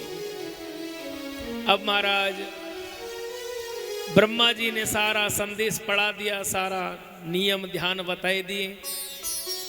एक दिन इंद्रदेव ने पवन देव को पत्र दिया और कहा कि इस पत्र को राजा बलि को दे देना। पत्र में लिखा था, इंद्रासन के अधिपति महाराज श्री श्री महापूज्य महाराज बलि को इंद्र का प्रणाम है। ये दास आपके चरणों का अनुरागी बनना चाहता है। ये राजा इंद्र आज आपसे मित्रता करना चाहता है। भैया हम दोनों भाई हैं, परंतु नीति के कारण दोनों में कभी आज तक बनी नहीं, पर ऐसा अवसर फिर नहीं आए, आप मेरी मित्रता को स्वीकार करें। राजा बलि ने जब पत्र को पढ़ा बड़ी प्रसन्नता हुई कि आज इंद्र मेरे चरणों का अनुरागी बनना चाहता है। पवन देव से कह दिया, कह देना इंद्र से हम हाथ फैला के खड़े हुए हैं, आके गले लग जाए। पवन देव ने संदेश दिया, इंद्रदेव दौड़ के आए और राजा बलि से गले लग जाते हैं। अब तो महाराज धीरे धीरे समय गुजरता है, दोनों की मित्रता इतनी मजबूत हो गई कि इंद्र ने सोचा कि अगर आज मैं जो कहूंगा राजा बलि मुझसे मना नहीं करेगा। मौका देखते ही महाराज इंद्र ने कहा, हे इंद्रासन के स्वामी महाराज, मैं आपको इस सिंहासन पर बैठा देखना चाहता हूं। सदा सदा के लिए आप इस सिंहासन पर बैठे रहे, ऐसा मेरा मन का भाव है। राजा बलि कहने लगा, ये तो संभव ही नहीं हो सकता, क्योंकि इस सिंहासन पर तो सदा सदा के लिए वो ही बैठता है जो अमर है। भाई जन्म मृत्यु तो हर किसी की बंधी हुई है। इंद्र बोले, महाराज मैं इसी बात को तो कहना चाह रहा हूं। ऐसा करते हैं, समुद्र का मंथन करते हैं और मंथन से जो अमृत निकले उसको आप पी लेना और सदा सदा के लिए सिंहासन पर बैठ जाना। राजा बलि ने कहा, हाँ बात तो ठीक है, पर महाराज एक बात ये भी याद करना, समुद्र कोई छोटा मोटा नहीं है कि चलो मंथन कर लिया। इतने विशाल सरोवर का मंथन कैसे किया जाए? अरे किससे मंथन करोगे? इंद्र ने कहा, मेरे पास उसका भी रास्ता है। ऐसा करते हैं, मंदराचल पर्वत को निमंत्रण दे देते हैं, उसकी धुरी बना लो। धुरी अगर मंदराचल की बनाए तो भैया मंदराचल को किससे घुमाए, उसकी भी व्यवस्था है। नागों के राजा महाराज बासुकी को निमंत्रण दे देते हैं, उसको भी थोड़ा सा अमृत मिल जाएगा और महाराज काम हो गया। आहा, राजा बलि सारी बात समझ गए। उसी समय महाराज बासुकी को निमंत्रण दे दिया, मंदराचल को निमंत्रण दिया। मंदराचल ने एक शर्त रखी है, भैया मैं चला के नहीं आऊंगा, अगर मुझे लेने के लिए आएंगे तो मैं जरूर साथ में चलूंगा। अब चले हैं देवता असुर मिलकर मंदराचल पर्वत को लेने के लिए। अब महाराज 1,00,000 योजन में जो पर्वत राज विराजे हुए हैं, ऐसे विशाल पर्वत को देवता असुर मिलकर के उठा के ला रहे हैं। अब महाराज आधे रास्ते में तो ले आए, पर इतना विशाल पर्वत, कंधों में दर्द होने लगा। तो महाराज असुर बड़े चालाक है, वे आधे रास्ते में ही पर्वत को छोड़ देते हैं। अब महाराज पर्वत टेढ़ा हो गया, रोकने से ना रोके और घरघरात करके पृथ्वी पर गिर जाता है। बहुत से राक्षस दब करके अंग भंग हो गए। सुखदेव बाबा ने तो यहां तक कह दिया था कि राजा बलि मूर्छित हो गया, इंद्र के हाथ पैर कट गए। अब सब देवता पुकारने लगे। इधर शुक्राचार्य जी आ गए, अपने जितने असुर थे सबको संजीवन विद्या से पुनः संजीव कर दिया और लेकर अपने साथ चले गए। राजा इंद्र दबा हुआ है, पुकार रहा है मदद के लिए। भगवान श्री हरि स्वयं प्रकट हुए और अपनी कृपा से सभी देवताओं को बलि किया और महाराज मंदराचल पर्वत को उठाकर गरुड़ जी पर रख लिया। गरुड़ जी पर रखकर महाराज मंदराचल पर्वत को सागर के मध्य में लाकर छोड़ देते हैं। अब महाराज वासुकीनाग को आमंत्रित कर रहे हैं। वासुकीनाग पवन देव के समान चलता आ रहा है आकाश में, हजारों फनों से शोभायमान है। ब्रह्मा जी ने कहा, अरे देवताओं ध्यान रखना, सर्प का मुंह काल का ग्रास है और सर्प की पूंछ कल्याणकारक है। इसलिए ध्यान रहियो, इस वासुकी नाग की मुंह की तरफ आपको नहीं लगना, इसकी पूंछ की तरफ लगना है। इंद्र ने कहा महाराज अगर हमने पूंछ को पकड़ा तो राजा बलि बड़ा चतुर है, वो हमसे पहले जाके पूंछ को पकड़ लेगा, क्योंकि वो तो उल्टा समझते हैं ना। तो ब्रह्मा जी बोले ऐसा है, उल्टे के लिए उल्टा करो। वो कैसे महाराज? कि आप उनसे पहले पहुंच जाओ और वासुकी नाग मंदराचल के लपेटे लेकर जब विराजमान है जावे तो दौड़ करके उसके चेहरे को पकड़ लेना, उसकी सिर की तरफ खड़े हो जाना। हाँ, जब तो काम हो जाएगा। अब महाराज असुर नहीं आए उससे पहले सागर में पहुंच गए और जो वासुकी नाग का मुंह था उसकी तरफ जाकर सब देवता खड़े हो गए। इतने में राजा बलि बोला, हे देवराज तुम धोखेबाज हो, तुम छली हो, हम इंद्रासन के मालिक हैं, देवलोक के राजा हैं और हम इस सर्प की पूंछ को पकड़ेंगे? ये कदाचित नहीं होगा। अगर पकड़े तो इसके मुंह को पकड़े। इंद्र बोले महाराज आप इधर आ जाओ, हम पूंछ की तरफ चले जाते हैं। महाराज राजा बलि सभी दैत्यों को लेकर के वासुकी नाग के मुंह की तरफ आ गए और पकड़ लेते हैं। देवताओं ने पूंछ को पकड़ा। अब समुद्र का मंथन करने लगे हैं। जैसे जैसे मंथन होने लगा महाराज मंदराचल पर्वत सागर में डूबने लगा।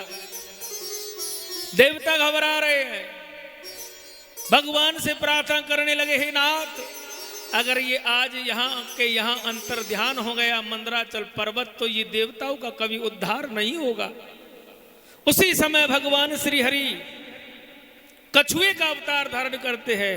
बोलो कच्छप भगवान की जय हो। और मंदराचल पर्वत को अपनी पीठ पर धारण कर लेते हैं। अब तो महाराज मंदराचल पर्वत को पीठ पे धारण करके भगवान सागर का मंथन करा रहे हैं। सबसे पहले सागर से एक हलाहल विष निकलता है। उस विष का प्रकोप ऐसा है कि जो विष से भरा हुआ कलश था उस कलश में से इतनी धुआं उठ रही थी कि पूरा आकाश ही काला पड़ने लगा। राक्षस छोड़ के भाग गए, राजा बलि भाग गया, देवता खड़े रह गए। देवता खड़े रह गए। अब महाराज देवता खड़े रह गए, बड़े चिंतित है। ये पूरा आकाश काला पड़ गया, दिन में ही अंधेरा होने लगा और अगर एक बूंद सागर में गिरे तो पूरा पानी विष का हो जावे, एक बूंद पृथ्वी पे गिरे तो पूरी पृथ्वी वीरान हो जावे। सब देवता चिंतित हो गए।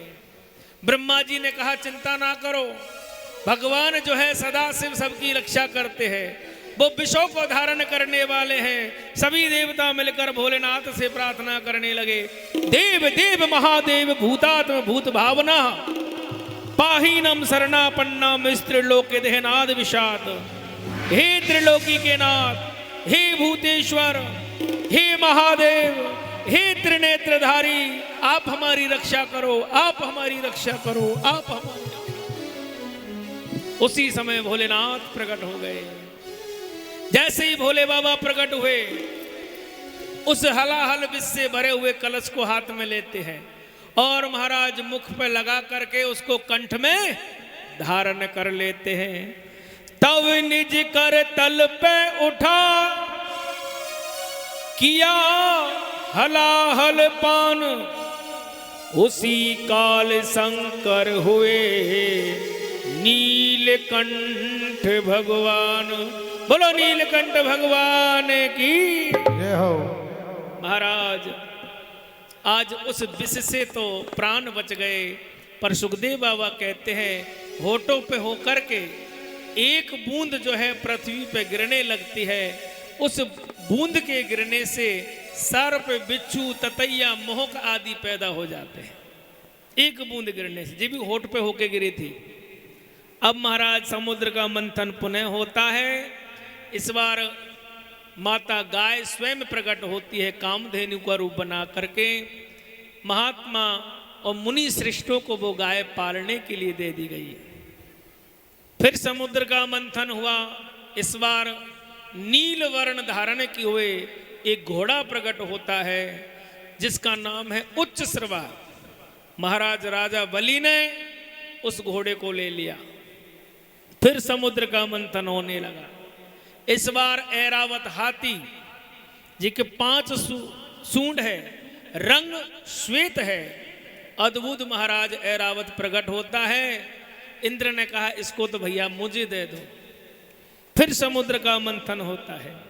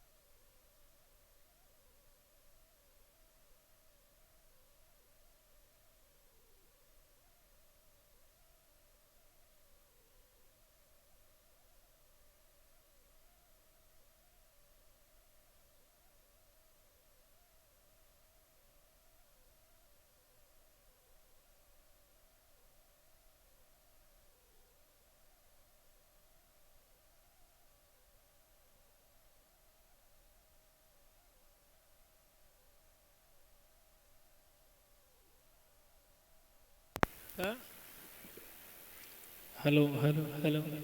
श्री राधे श्री राधे श्री श्याम। तो महाराज ऐरावत हाथी के बाद कौस्तुभ मणि सागर से प्रकट होती है। उसको किसी ने नहीं लिया, वो देवलोक में रख दी जाती है। उसके बाद समुद्र मंथन में कल्प वृक्ष प्रकट हुआ, उसको भी देवताओं के लिए देवलोक में रख दिया गया। फिर अप्सरा प्रकट हुई, उनको भी देवलोक में रख लिया। अप्सरा के बाद में रमा के रूप में माता जगत जननी मां लक्ष्मी स्वयं प्रकट हो जाती है। बोलो लक्ष्मी मैया की जय। जय हो। अब महाराज लक्ष्मी जी को देख करके राजा बलि कहता है कि मैं इसके साथ शादी करूंगा। इंद्र कहता है कि मैं करूंगा। भोलेनाथ बोले रुक जाओ, जहर को तो मैंने पिया है, मैं शादी करूंगा। ब्रह्मा जी बोले मैंने सलाह दी है, मैं शादी करूंगा। अब महाराज देवता और असुरों में विवाद खड़ा हो गया, क्योंकि लक्ष्मी चीज ही ऐसी होती है, अच्छे अच्छे ऋषि महर्षि का मन चलायमान हो जाता है।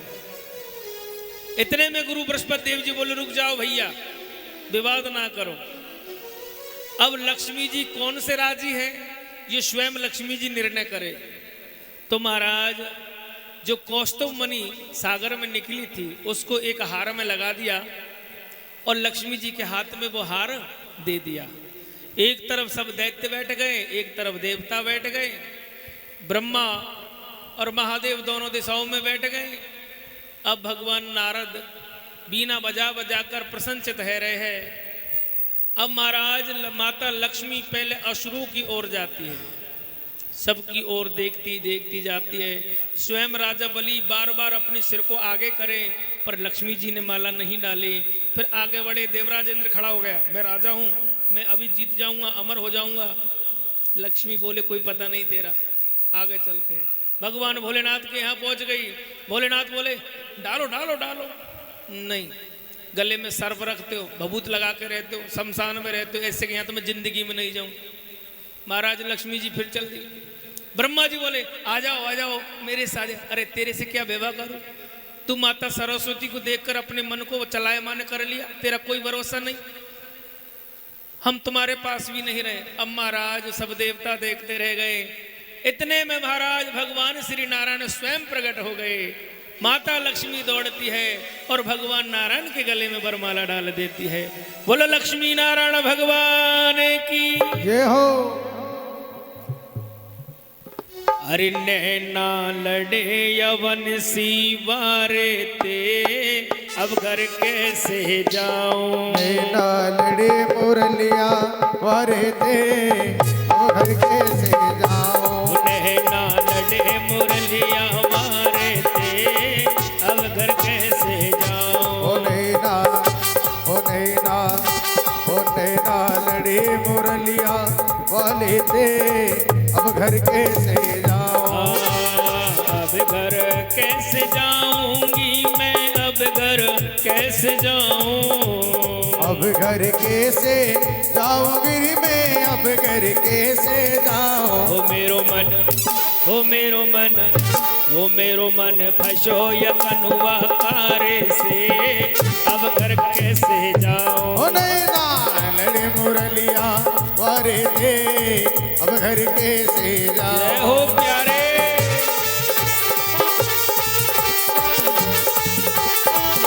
जय हो।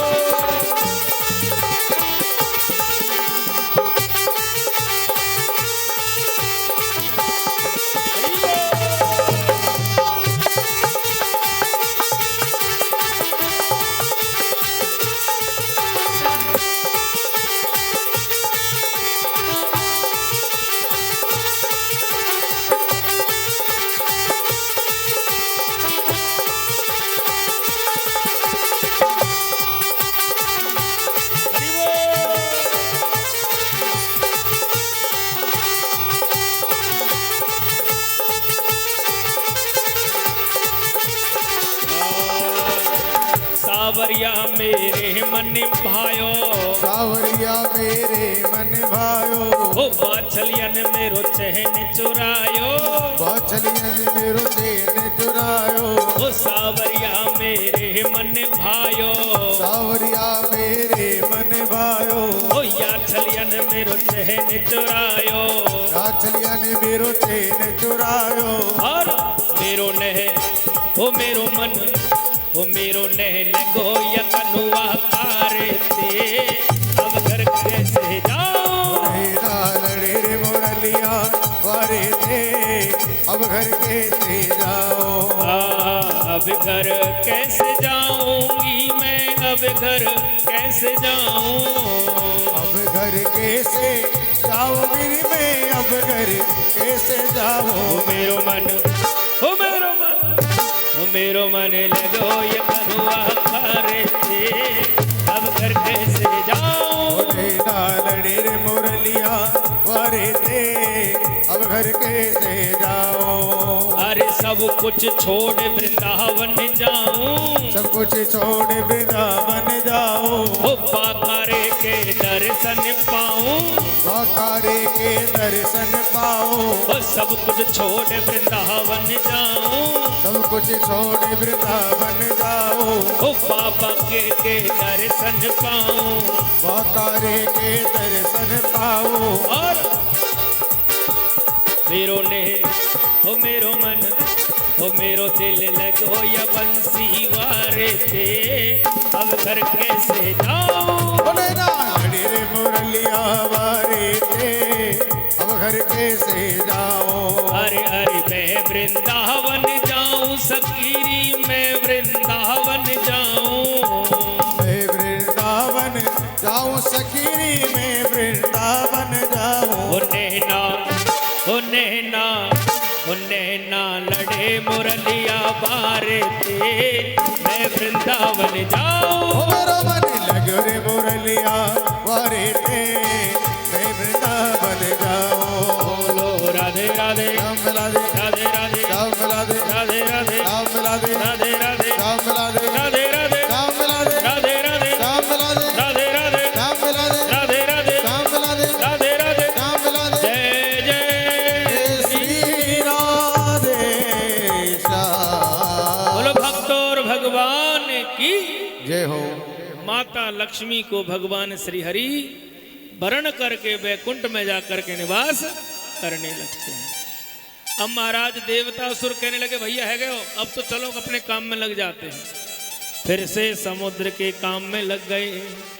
इस बार महाराज समुद्र का मंथन प्रारंभ हुआ और समुद्र से कन्याओं का जन्म हुआ है, जिसका नाम है बारुणी कन्या। अब बारुणी कन्या को महाराज वरुण देवता ने अपनी बेटी शुभ कार्य कर लिया है। फिर समुद्र का मंथन होने लगा। इस बार चंद्रमा प्रकट भये। चंद्रमा को भगवान भोलेनाथ ने अपने मस्तिष्क का मुकुट बना लिया है। फिर जो है समुद्र का मंथन हुआ। इस बार सागर में से पंचजन नाम का शंख प्रकट हुआ, जो देवलोक में ले जा करके रख देते हैं। फिर समुद्र का मंथन हुआ। इस बार जो है बेजंती माला प्रकट होती है। बेजंती माला को भगवान ने अपने श्री हरि बक्स स्थल पे शोभायमान किया। जब तो कहते हैं तेरे गले में बेजंती माल, मेरे कन्हैया ने बेजंती माला को धारण कर लिया। फिर समुद्र का मंथन होने लगा। फिर मणि के पर्वत प्रकट हुए। मणि पर्वत को उठाकर देवलोक में रख दिया। अब महाराज फिर समुद्र का मंथन हुआ। इस बार जो है सुरा प्रकट होती है। अब सुरा को राजा बलि ने ले लिया है। फिर महाराज स्वयं श्री हरि धनवंतरी रूप धारण करके प्रकट भये। एक हाथ में समस्त औषधि और दूसरे हाथ में सोने का कलश लिए हुए है। महाराज ये 16 रत्न समुद्र से प्रकट हुए हैं। पहला रत्न हलाहल विष, कामधेनु, उच्च सर्वा, ऐरावत, कौस्तुभमणि, कल्प वृक्ष, अप्सरा, लक्ष्मी, बारुणी कन्या, चंद्रमा, पंचजन शंख, बीजंती माला, मणि पर्वत, सुरा, धनवंतरी और इमरत, ये 16 रत्न सागर से प्रकट हुए हैं। अब महाराज राजा बलि समझ गया ये सोने का कलश इमरत का भरा है। दौड़ करके भगवान के हाथ से कलश छीना और छीन करके महाराज देवलोक में ले जाते हैं। ले जाके कलश को बीच देवलोक में रखा है। सिंहासन सामने है। पहले महाराज राजा बलि कहने लगा, अरे अरे सुनो, इमरत तो बाद में पीना, पहले ये देखो ये सुरा क्या है जो हमने समुद्र से पाया है। अब महाराज जैसे ही सुरा का पान असुर करने लगे, नशे में झूमने लगे। राजा बलि कहने लगा तो बड़ी काम की चीज है, सारी टेंशन भाग जाती है।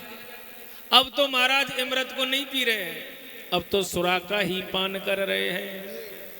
अब होता क्या है, जब देवताओं ने देखा कि महाराज धनवंतरी भगवान अकेले खड़े रह गए, इमरत का कलश हाथ में से गायब है, नारद भगवान बोले हे राजन, राजा बलि इमरत को लेके भाग गया।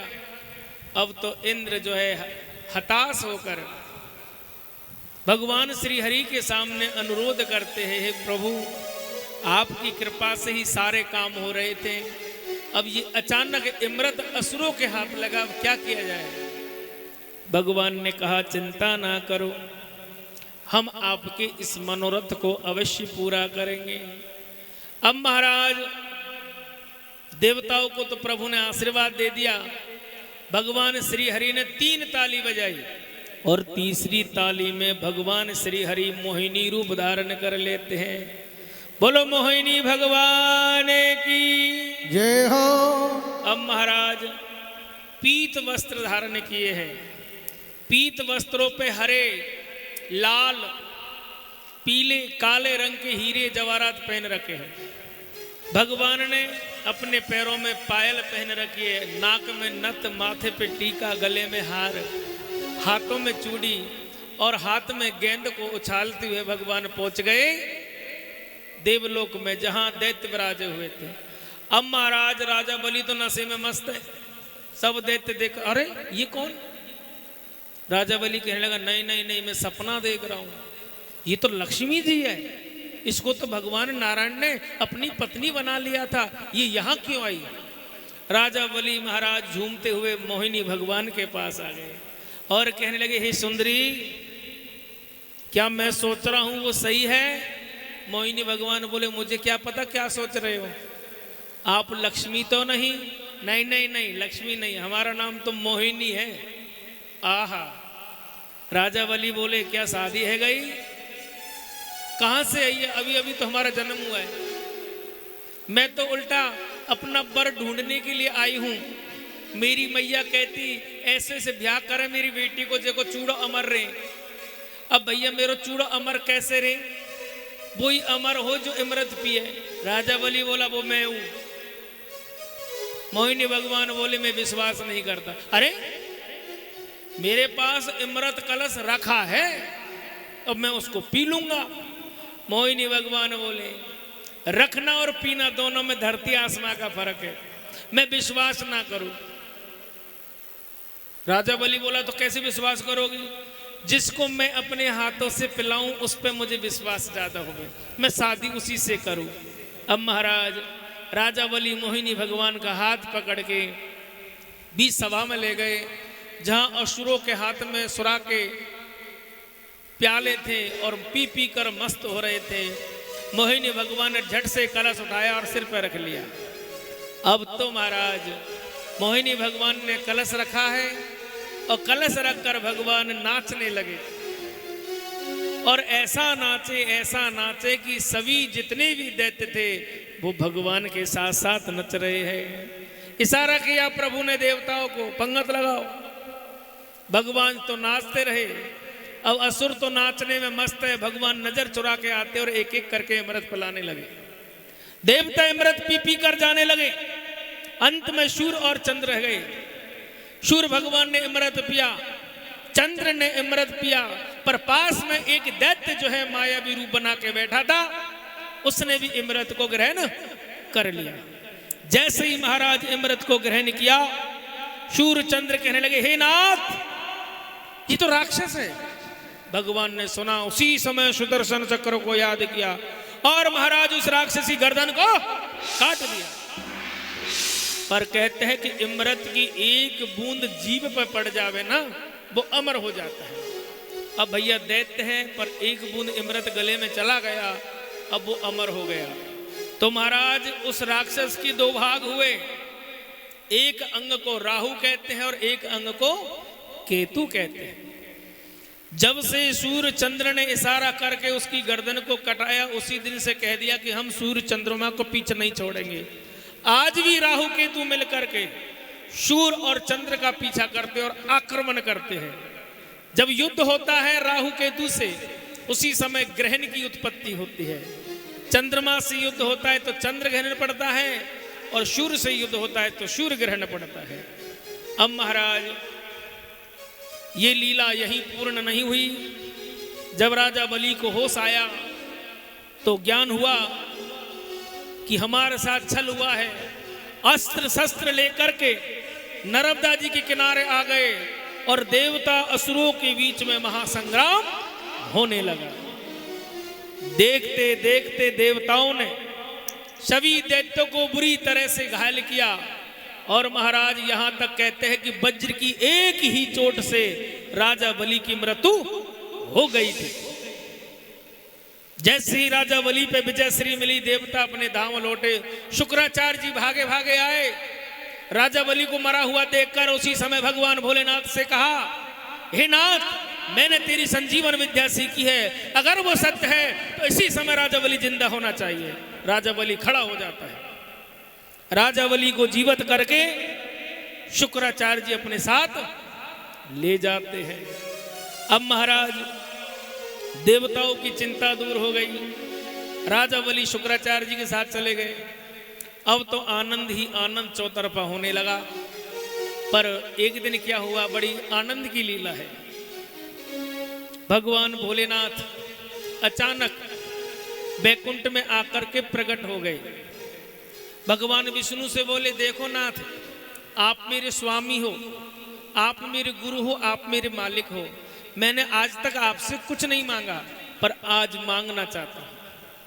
भगवान विष्णु बोले, क्या मांगो, सब कुछ तुम्हारा ही है महाराज। भोलेनाथ बोले, नहीं नहीं नहीं, वचन दो। भगवान बोले, ले भैया वचन दिया, मांगो। भोलेनाथ ने कहा, मुझे मोहिनी के दर्शन करने हैं। भगवान मुस्कुरा गए, अरे बाबा, तू कहाँ मोहिनी के चक्कर में फंस गए? अरे तुम तो रहे कैलाशवासी, शमशानबाद आपको इस मोहिनी लीला से कहा, ये तो मेरी माया की लीला है। नहीं नहीं नहीं, मुझे मोहिनी के दर्शन करने हैं। भगवान की ऐसी इच्छा हुई तो उसी समय प्रभु ने एक ताली बजाई और बैकुंठ गायब, जंगल नजर आने लगा। भोलेनाथ जंगल में खड़े नजर आने लगे। इतने में पायलों की आवाज गूंजने लगी, घुंघरू की आवाज कानों में गूंजने लगी। भोलेनाथ चारों दिशाओं में पलट के देखे, घुंघरू कहां बज रहे हैं। महाराज अचानक देखा कि झाड़ियों के बीच में होकर एक श्वेत वस्त्र पहने हुए, जिसमें स्वर्ण के आभूषण से शोभायमान पूरा बदन, हाथ में गेंद को उछालते हुए एक दिव्य रूप में एक औरत भागती नजर आई। भगवान भोलेनाथ उसको मोहिनी से अधिक सुंदर बता रहे हैं।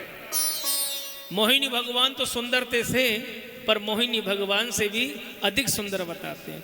अब भोलेनाथ पीछे पीछे दौड़ने लगे तो महाराज भोलेनाथ दौड़कर पकड़ने की कोशिश करते हैं, पर जब जब पकड़ा जब 2 आंगुर दूर हो जाते हैं। भोलेनाथ ने सोचा हाथ में त्रिशूल है, इसलिए पकड़ नहीं पा रहा हूं, फेंक दिया। फिर भगने लगे, फिर भी नहीं आवे। भोलेनाथ सोचने लगे इस बार गड़बड़ हुई है, ये गले में नाग देवता लटकता बार बार में मुझे परेशान कर रहा, निकाल के फेंक दिया। फिर दौड़ने लगे। अब महाराज दौड़ते हैं तो कमर में बागम्बर लपेट रखी है, अब पैरों से उड्डी लगे नहीं, दौड़ ना लगे। अब महाराज भोलेनाथ कह रही है बागम्बर ही मेरे काम में अड़चन पैदा कर रही है, निकाल के बागम्बर को फेंक दिया। हो गए भोलेनाथ। अब तो महाराज भोलेनाथ दौड़ रहे हैं नगर बदन से। मोहिनी भगवान देख देख रहे, बारे भोले बाबा जय हो, अघोरीनाथ आ रहे, अघोरीनाथ आ रहे। उसी दिन से इस अघोरा धर्म का जन्म हुआ था। बोलो अघोरी भोलेनाथ की जय हो। महाराज अब भोलेनाथ करें, अब भोलेनाथ को ये पता नहीं कि मैं नंगा हूं, वो तो एक पेड़ के पीछे छुपकर खड़े हो गए। और जैसे ही मोहिनी भगवान आए झट से बाहों में ले लिया। जैसे ही मोहिनी भगवान शरीर से स्पर्श होते हैं, भोलेनाथ का तेज शरीर से गिर जाता है। एक बूंद पृथ्वी पर गिरी, स्वर्ण पैदा हो गया। दूसरी बूंद पृथ्वी पे गिरती है, चांदी प्रकट हो गई। अब तीसरा तेज बूंद जैसे ही गिरा है, मोहिनी भगवान ने हथेली पे धारण कर लिया। अब जैसे ही तेज शरीर से क्षीण हुआ, भोलेनाथ को ज्ञान हुआ। उसी समय प्रभु से क्षमा मांगी और कही, हे नाथ, आज मुझे ऐसा वरदान दे दो कि जिंदगी में कभी तेरी माया मेरे पे आए नहीं, तेरी ये माया कभी मुझे सताए नहीं। भोलेनाथ ने जब मांगा है तो भगवान ने आयुष्मान कहकर वहां से विदा कर दिया। पर अब इस तेज का क्या करें? पूरा सतयुग निकला, आधा त्रेता निकल गया। माता अंजनी का जन्म हुआ। अंजनी माता पुत्र कामना से भोलेनाथ की तपस्या कर रही है। मोहिनी भगवान से ब्रह्मा जी ने कहा, देखो भोलेनाथ के लिए पुत्र कामना कर रही है, जाओ और इस तेज को माता अंजनी को प्रदान करके आओ। मोहिनी भगवान चले हैं त्रेता युग में, और भगवान के तेज को कान में माता अंजनी के रखा गया। कान से दूसरे कान से भगवान रुद्र अवतार में प्रकट हो गए। बोलो हनुमान जी महाराज की जय हो। बोलो बजरंग बली की जय हो। अरे छम छम नाचे देखो वीर हनुमाना, छम छम नाचे देखो वीर हनुमाना। बोलो छम छम नाचे देखो वीर हनुमाना, छम छम नाचे देखो वीर हनुमाना। अरे कहते हैं लोग इन्हें, अरे कहते हैं लोग इन्हें राम का दीवाना। छम छम नाचे देखो वीर हनुमाना। राम राम सिया राम, राम राम सिया राम। बोलो जय हो। राम राम सिया राम, राम राम सिया राम। अरे बाबू में घुंघरू बांध के नाचे, बाबू में घुंघरू बांध के नाचे। राम जी का नाम इन्हें प्यारा प्यारा लागे, राम जी का नाम इन्हें प्यारा प्यारा लागे। हो राम जी का नाम इन्हें प्यारा प्यारा लागे। राम जी का नाम इन्हें प्यारा प्यारा लागे। बाबू में घुंघरू बांध के नाचे, राम जी का नाम इन्हें बड़ा प्यारा लागे। हो राम जी का नाम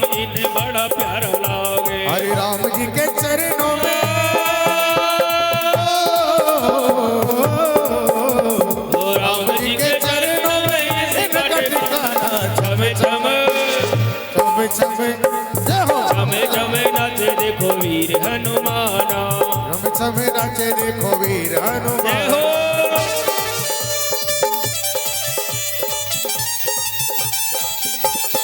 बलिहारी बलिहारी बलिहारी।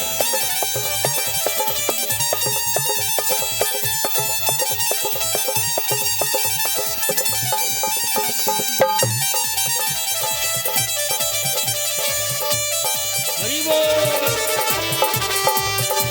अरे जहाँ जहाँ जहाँ जहाँ जहाँ जहाँ कीर्तन होता श्री राम का, लगता है पैरा वीर हनुमान का। लगता है फेरा महावीर हनुमान का। जहाँ जहाँ कीर्तन होता श्री राम का, लगता है पैरा वीर हनुमान का। लगता है फेरा महावीर हनुमान का। अरे भक्तों में भक्त देखो,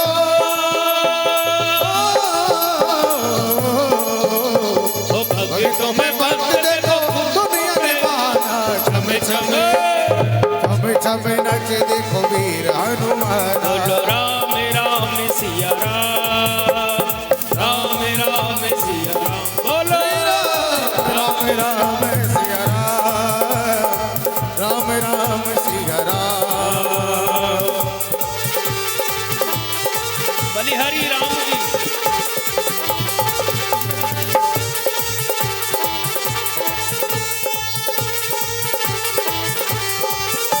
अरे नाच नाच देखो श्री राम को रिझाए, नाच नाच देखो श्री राम को रिझाए। बनवारी रात दिन नाच कही जाए, बनिवारी रात दिन नाचता ही जाए। अरे बनवारी रात दिन नाचता ही जाए। बनिवारी रात दिन नाचता ही जाए। अरे राम जी के चरणों में ओ राम जी के चरणों में गाना छम छम छम छम छम नाच देखो वीर हनुमान। राम राम सिया राम, राम राम सिया राम। बोलो राम राम सिया राम, राम राम सिया राम। बोलो राम राम सिया राम। श्री राम, राम राम सिया राम, बोलो राम श्री राम राम, सिया राम। श्री राम, राम श्री राम, बोलो राम श्री राम, राम, राम सिया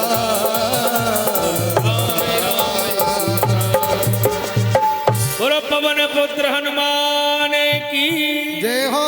रामदूत हनुमान की। की जय। इसी के साथ कथा यहीं पर थोड़ी देर का विश्राम लेती है। आज हमारे मंत्री महोदय भी हमारे बीच में उपस्थित होने वाले हैं। कुछ समय बाद पुनः 2 बजे से कथा का आनंद लेने के पुनः पधारे। जय श्री श्याम, जय श्री राधे। अरे कहा ना की दीवानी बन जाऊंगी, कान्हा की दीवानी बन जाओगे, कहा ना की दीवानी बन जाऊंगी। कान्हा की दीवानी बन जाओगे। ओ दीवानी बन जाऊंगी, मस्तानी बन जाऊंगी। दीवानी बन जाओगी, मस्तानी बन जाओगी। दीवानी बन जाऊंगी, मस्तानी बन जाऊंगी। दीवानी बन जाओगी, मस्तानी बन जाओगी। अरे कहा ना की दीवानी बन जाओगे, कान्हा की दीवानी बन जाओगे। कहा ना की दीवानी बन जाओगे। कान्हा की दीवानी बन ओ जाओगे। दीवानी बन जाऊंगी, मस्तानी बन जाऊंगी। दीवानी बन